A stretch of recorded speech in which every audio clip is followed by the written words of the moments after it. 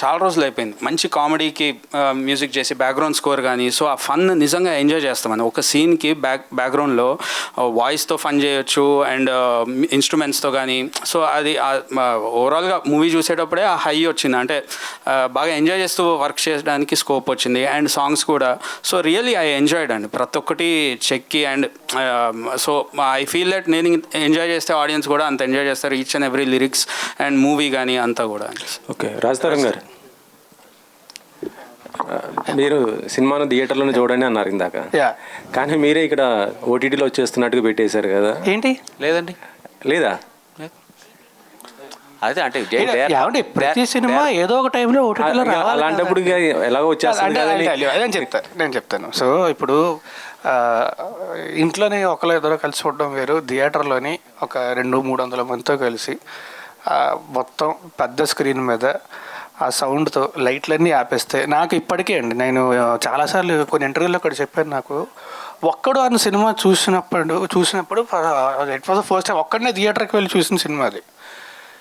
లైట్లన్నీ ఆగిపోయిన తర్వాత నాకు నా చుట్టుపక్కల మనుషులు ఉన్నారు, ఒక ప్రపంచం ఉందన్న విషయం మర్చిపోయానండి. I completely went into the film. నేను ఆ సినిమాలో బతికేశాను.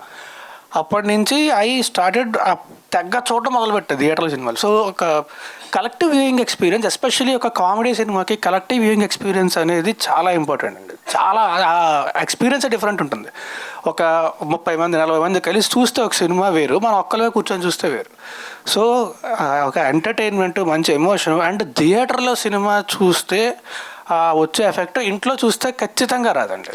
మీ ఒక సినిమాతో పాటు దానికి ముందు తమిళ హీరో విజయ్ గారిది ది గోట్ వస్తుంది, చాలా సినిమాలు తెలుగు సినిమాలు వస్తున్నాయి.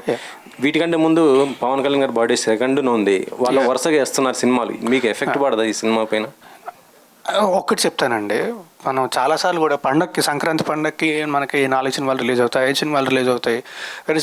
సినిమా బాగుంటే ఖచ్చితంగా థియేటర్కి వెళ్ళి అందరూ చూస్తారండి. అండ్ నాకు సినిమా నేను ప్రేమిస్తానని చెప్పను, సినిమా నాకు ప్రాణం. అండ్ ప్రతి సినిమా బాగా ఆడాలండి, ప్రతి సినిమా బాగా ఆడాలి. అప్పుడే ఇండస్ట్రీ బాగుంటుంది, చూసిన జనాలు ఆనందపడతారు, ఇంకా మంచి మంచి సినిమాలు వస్తాయి.